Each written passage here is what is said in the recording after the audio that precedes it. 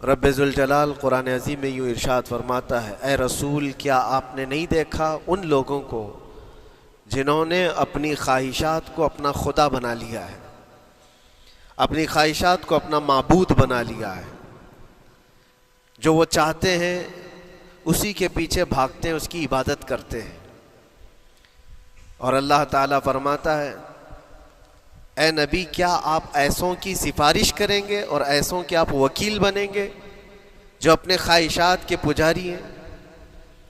اور اللہ فرماتا ہے ان میں سے تو اکثر ایسے ہیں کہ انہیں عقل نہیں ہے، وہ جانوروں سے بھی بدتر ہیں، جو اپنے خواہشات کے پیچھے بھاگ رہے ہیں۔ شیخ اعظم سیدنا محی الدین ابن عربی رحمۃ اللہ تعالی علیہ، ان کی کئی چیزیں لوگوں میں ایسی بھی مشہور تھی کہ شیخ محی الدین ابن عربی ایسے ایسے الفاظ بول جاتے ہیں جو شریعت میں ہوتے نہیں ہیں، بہت سارے مسائل ان کے ہیں۔ لیکن ایک بار شیخ محی الدین ابن عربی بیٹھے ہوئے تھے، کرسی پر ہیں، سامنے مریدین بھی ہیں، بہت سارے ملنے والے لوگ بھی آئے ہوئے ہیں۔ اسی اثنا میں انہوں نے ایک جملہ ایسا کہا، واقعی اگر آپ کے سامنے بھی ایسی بات آئے تو آپ بپھر جائیں۔ شیخ محی الدین ابن عربی کہتے ہیں، اے لوگوں جو تم سب یہاں میرے پاس بیٹھے ہو، تمہارا خدا میرے پاؤں کے نیچے ہوتا ہے، تمہارا خدا میرے قدموں کے نیچے ہوتا ہے۔ سب ظاہر سی بات ہے جیسے ایسا جملہ سنا تو اٹھ کر کے لوگ بھاگنا شروع ہو گئے کہ آدمی کافر ہو گیا۔ شیخ اعظم ہیں یہ حضرت محی الدین ابن عربی، جن کی بہت ساری کتابیں ہیں، تصوف میں آپ کا ایک بہت بڑا باب ہے۔ لوگ اٹھ کر کے ادھر سے ادھر چلنے لگ گئے کہ ایسے ایسے جملے بول رہے ہیں، یہ محی الدین ابن عربی کو ہو کیا گیا، خدا پیروں کے نیچے ہوگا، کفریہ جملہ ہے۔ سب تو چلے گئے، دو باقی رہ گئے جو مخصوص مریدین میں سے تھے۔ انہوں نے کہا کہ حضور جو جملے سنے ہم کو بھی کانوں پر یہ وزن لگ رہے ہیں، لیکن کیوں کہا آپ نے ایسا؟ اس کا کچھ معنی ہے؟ آپ جیسے عظیم المرتبت بزرگ سے ایسا جملہ کیسے ممکن ہے؟ انہوں نے فرمایا کہ ان سب کو بھی تو یہ پوچھنا چاہیے تھا میرے بولنے کا مطلب کیا ہے، فوراً بدگمانی کیا اور بھاگ گئے۔ تم دو باقی رہ گئے، میں بتاتا ہوں کہ میں نے یہ جملہ کیوں کہا تھا۔ تو کرسی پر بیٹھے تھے اور چٹائی نیچے بچھی ہوئی تھی یا قالین بچھی ہوئی تھی جس پر لوگ بیٹھے ہوئے تھے۔ آپ نے اپنے ان دو مریدین سے کہا یہ چٹائی اٹھاؤ۔ چٹائی اٹھائی تو دیکھا وہاں پر سونے کے چاندی کے سب سکے رکھے ہوئے تھے جو شیخ محی الدین ابن عربی کے پیروں کے نیچے تھے۔ کہا وہ جتنے آئے تھے وہ اسی کی عبادت کرتے تھے، اس لیے میں نے کہا کہ تمہارا خدا میرے پاؤں کے نیچے ہوتا ہے، وہ خواہشات کے پجاری ہیں۔ میں نے اللہ نہیں کہا، اللہ رب العزت وہ قادر مطلق ہے۔ میں نے کہا جس کی تم عبادت کرتے ہو، جس کو تم خدا بنائے رکھے ہو، وہ میرے پیروں کے نیچے ہوتا ہے۔ اور حقیقت ہے میرے عزیزوں، جنہوں نے خواہشات کے پیچھے بھاگنا شروع کیا، در حقیقت وہ اپنا خدا بنا چکے ہیں ان کو۔ کیا ایسا نہیں ہوتا ہے کہ جو بندہ ضدی طبیعت کا ہوتا ہے، چاہ لیتا ہے کہ یہ مجھے چاہیے تو چاہیے، یہ مجھے چاہیے تو چاہیے، یہ جو ضد ہے اپنی خواہش کو پوری کرنا، یہاں پر کہا گیا ہے کہ وہ اپنی خواہش کی عبادت کر رہا ہے، اس کے پیچھے بھاگ رہا ہے۔ اسی لیے اللہ کے نبی صلی اللہ تعالیٰ علیہ وسلم کی ایک حدیث میں آپ کو سناؤں۔ حضور اکرم صلی اللہ علیہ وسلم ارشاد فرماتے ہیں، لا یؤمن احدکم حتی یکون ہواہ تبعا لما جئت بہ، تم اس وقت تک پورے مومن نہیں ہو سکتے جب تک کہ اپنی خواہشات کو میری مرضی کے مطابق نہیں بنا دو گے۔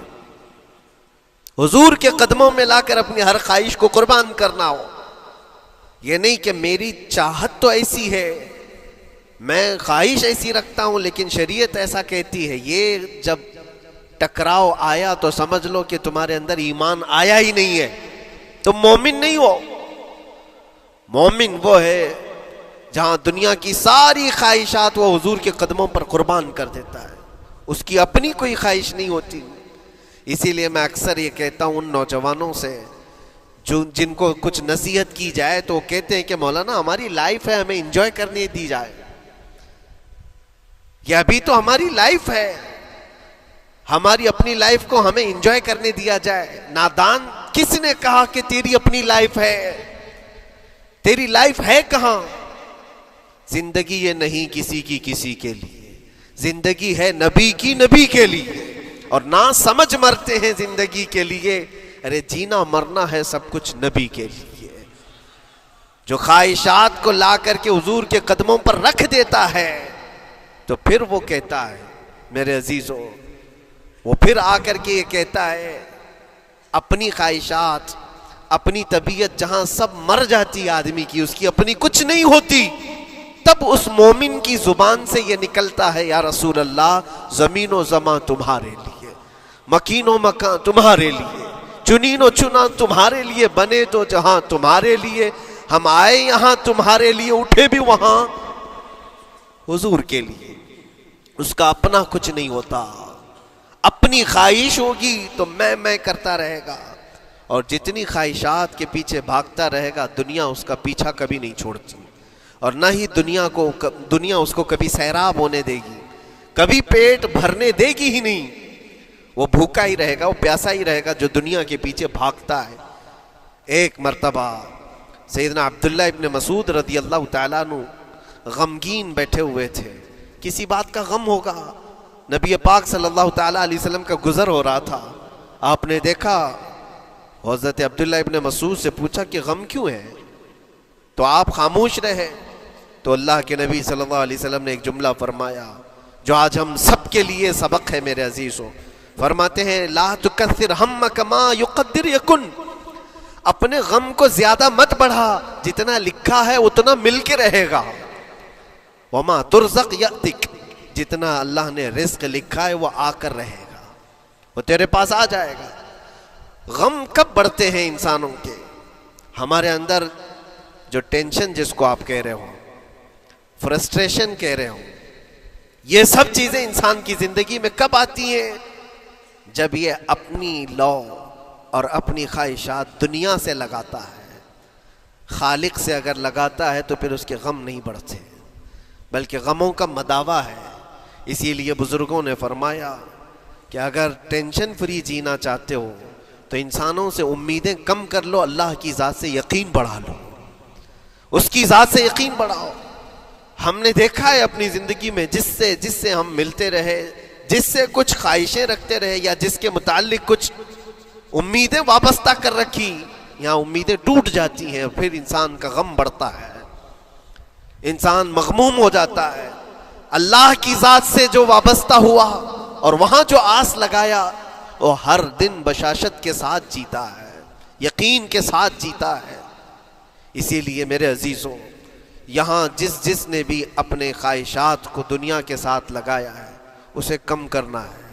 لا تکثر ہمک ما یقدر یکن, اللہ کے نبی فرماتے ہیں اپنے غموں کو زیادہ مت کر, جتنا لکھا ہے اتنا تجھے مل کر رہے گا. اس دار فانی میں, اس عمل کی دنیا میں ہم نے اپنے بہت ساری چیزیں پھیلا رکھی ہیں. ایک چیز میں آپ کو بتاؤں کہ کبھی کبھار میں دیکھتا ہوں موبائل کو, اب سب کے ہاتھوں میں موبائل ہے, اور کبھی کبھار یہ اسٹک بھی ہوتا ہے. اچھی کمپنیوں کے موبائل بھی اسٹک ہو جاتے ہیں, یا تو کبھی بہت زیادہ بیٹری گرم ہو جاتی ہے اور موبائل بھی گرم ہونے لگتا ہے. پھر اس کا حل کیا ہے؟ ایکسپرٹ سے پوچھتے ہیں موبائل کبھی ہینگ ہو رہا ہے یا کبھی بہت بیٹری گرم ہو رہی ہے, اس کے ریزن کیا ہے؟ تو وہ ایکسپرٹ یہی بتاتے ہیں کہ اس کے اوپر اوور لوڈ ہو سکتا ہے, بہت زیادہ اس میں ڈیٹا جمع ہو چکا ہے اور پھر بیک گراؤنڈ میں ایکٹیو ہے بہت زیادہ, جس کی وجہ سے بیٹری ہارمفل ہے, بہت زیادہ گرم ہو جاتی ہے. یا تو پھر ایک ساتھ کئی چیزیں اس کے اندر ڈال دی جاتی ہیں تو اس کا پروسیس کم ہو جاتا ہے, اسٹک ہو جاتی ہے. یہ تو موبائل ہے جو تمہیں سکھا رہا ہے. یہی چیز ہے دنیا کے, ہمارے اس لائف میں, ہماری زندگی میں بہت زیادہ چیزیں اگر دماغ میں آ جاتی ہیں تو پھر دماغ گرم بھی ہو جاتا ہے اور سٹک بھی ہوتا ہے، ہر چیز سوچنے سے بھی عاری ہو جاتا ہے، صحیح طریقے کے فیصلے نہیں لے پاتا۔ اچھا نقصان کیا ہے اس کا؟ سیم ہم نے موبائل ایکسپرٹ سے بھی پوچھا، جب موبائل بہت زیادہ گرم ہونے لگے یا سٹک ہونے لگے تو اس کو کیا کرنا چاہیے؟ تو ایکسپرٹس بتاتے ہیں کہ اس کے ریڈیشن بہت زیادہ ہوتے ہیں اس وقت، اور یہ نقصان پہنچا سکتا ہے۔ جو استعمال کر رہا ہے اس کے دماغ پر بھی اثر کرے گا، آس پاس کے لوگوں پر بھی اثر کرے گا۔ ایک موبائل کے اوپر اگر زیادہ لوڈ آ جائے تو اس کے ریڈیشن آس پاس سب کو خراب کرتے ہیں۔ یہی حال انسان کی زندگی کا ہے۔ تمہارے دماغ کے اوپر اگر غم زیادہ بیٹھ گئے اور بہت زیادہ دماغ حاوی ہو گیا تو خود کا تو نقصان کرو گی ہی، آس پاس جتنے ہیں سب کا نقصان کرو گے۔ تمہاری وجہ سے تمہارے ماں باپ بھی پریشان، تمہاری اولاد، تمہارے بیوی بچے سب اس پہ ان سب چیزوں میں ملوث ہو جاتے ہیں۔ اب اس کا علاج کیا ہے؟ کہا گیا موبائل کو آف کر دو، ڈیٹا کم کر دو، اس کے اندر سے کچھ چیزیں ڈیلیٹ کر دو، پھر یہ اپنے نارمل حالت میں آ جائے گا۔ سیم آپ کے لیے بھی ہے، دماغ میں دنیا کے بہت سارے فطور بھرے ہو تو تھوڑی چیزیں ڈیلیٹ کر دو، تھوڑے دنوں کے لیے اپنی اس ایکٹیو لائف کو روک دو اور آ جاؤ اللہ کی بارگاہ میں اور آنکھ بند کر کے اس کی طرف لو لگاؤ، اس لیے کہ ہماری بیٹری جو چارج ہوگی وہ خالق کائنات سے ہی ہوگی، بنانے والا ہی بہتر جانتا ہے اس کی زندگی کس چیز سے چلتی ہے۔ اور اسی لیے کہا ہے، امام غزالی رحمۃ اللہ تعالیٰ علیہ فرماتے ہیں، جو بندہ اللہ کے ذکر سے کئی دن تک غافل ہوتا ہے تو مردہ لاش ہے جو چل رہا ہے، بازاروں میں جو چل پھر رہا ہے، ذکر الہی نہیں کرتا تو اس کی روح ختم ہونے کے قریب آئی ہے، یہ زندہ لاش ہے۔ یہاں زمانے ہو گئے، مہینوں بیت گئے، برسوں ہو جاتے ہیں، کتنے دن ایسے ہیں آپ نے اللہ کے ذکر کے لیے الگ سے وقت نکالا ہو؟ کہاں ہے وقت؟ نماز بھی ایسے پڑھ کر کے بھاگ جاتے ہیں جیسے لگتا ہے کہ کوئی چیز ہمارے اوپر سوار تھی، جلدی سے ہٹا دی اور بھاگ گیا۔ نہیں میرے عزیزوں، ہماری روح جب بیمار ہوتی ہے، ہماری روح کو جب بھوک لگتی ہے تو اللہ کے ذکر سے اس کا علاج بھی ہوتا ہے اور اس کو رزق بھی ملتا ہے، لیکن ہم رزق دیتے ہی نہیں۔ کبھی آپ نے دیکھا ہماری باڈی کو، صبح ناشتہ نہ کرو، دوپہر میں کھانا نہ کھاؤ تو شام تک ہمارا جسم ہچکولے لینے لگتا ہے، چکر آنے لگ جاتے ہیں۔ کیوں؟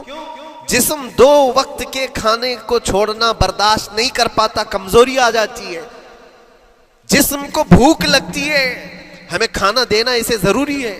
اسی طرح اللہ نے ہماری جو روح بنایا ہے، روح کو بھی رزق کی ضرورت ہے، اور روح کا رزق کیا ہے؟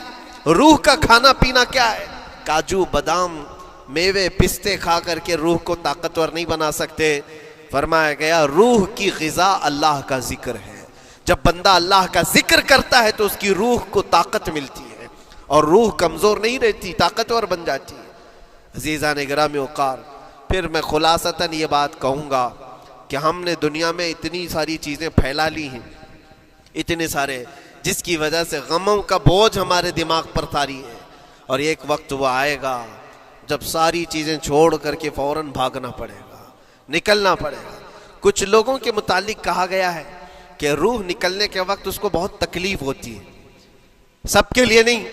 کچھ ایسے لوگ ہیں جن کی روح نکلنے کے وقت درد زیادہ ہوتا ہے، تکلیف زیادہ ہوتی ہے مرنے کے وقت۔ پوچھا گیا کیوں؟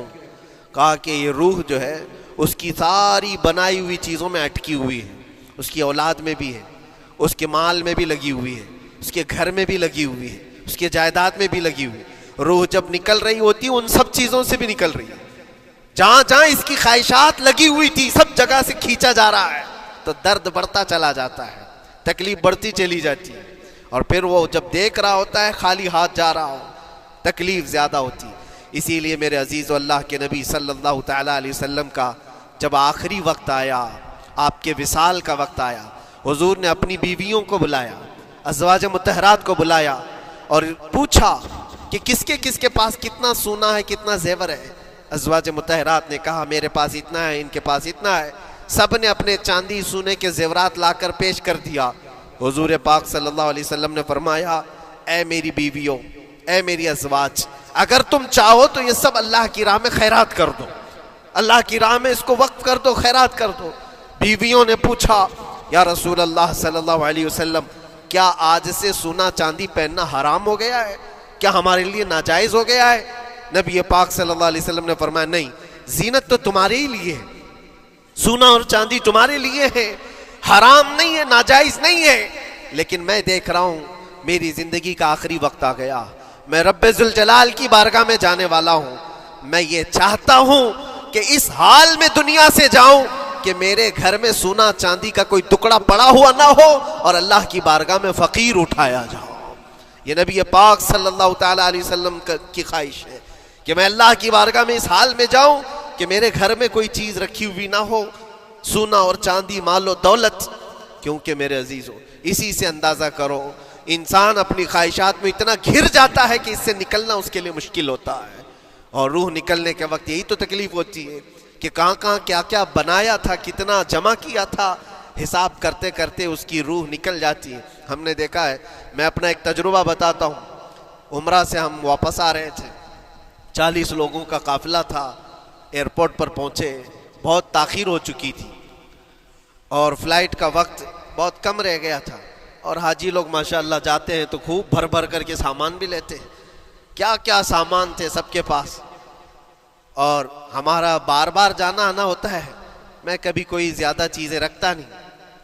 ہم تو آگے نکلے، گروپ پورا تھا اور سارے لوگ سامان لے کر کھڑے تھے، وقت گزرتا گیا، فلائٹ جہاں چیک ان ہو رہا تھا سامان، انہوں نے کہا کہ 25 کلو سے زیادہ کا الاؤڈ نہیں ہے، اور یہاں 40 کلو لے کر بیٹھے ہوئے تھے، میرا تو تھوڑا سا لے لے، تیرا تو تھوڑا سا لے لے، ایک دوسرے کو پیش کر رہے ہیں۔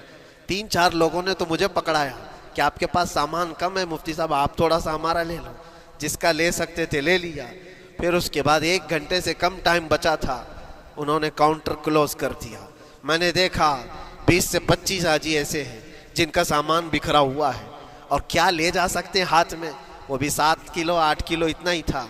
ان کی خواہشات میں دیکھ رہا تھا، کوئی مسلح اٹھاتا ہے، کوئی کھجور اٹھاتا ہے، کوئی کہتا ہے نہیں میرے بچوں کے لیے کھلونے لیا تھا اس کو لے لیتا ہوں، وہ لے لو تو مسلح چھوڑنا پڑتا ہے، یہ لے لو تو کھجور چھوڑنا پڑ جاتا ہے۔ کسی نہ کسی طرح سے وہ لوگ آخری وقت 2-4 چیزیں لے کر کے نکل رہے تھے، اور بکھرا ہوا پورا سامان ایئرپورٹ پر ایسے ہی موجود تھا، 1-2 کلو نہیں، کتنے کلو کا سامان چھوڑ کر کے یوں ہی آنا پڑا۔